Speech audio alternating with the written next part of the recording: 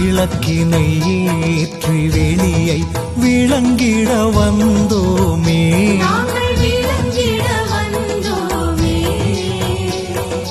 வேதனை மாற்றும் விளக்கே, ஒளியினை காட்டிடுவாய், துன்ப இருளினை போக்கிடுவாய்.